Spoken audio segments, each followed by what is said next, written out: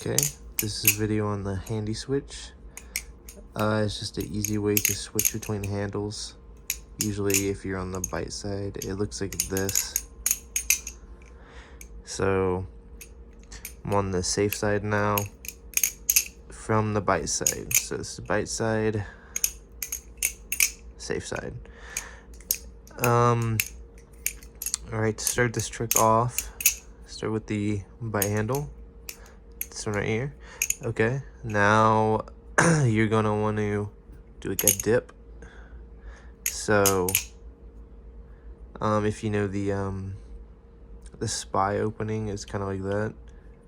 So dip and then fling it over your index finger like this. So open, dip, fling it over your index finger, grab it like that from this. So you're gonna let it fling over your middle finger, and then you're going to move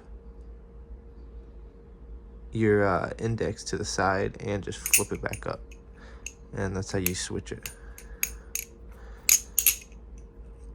So if you're doing a combo and you end up on the bite side, you can just switch back.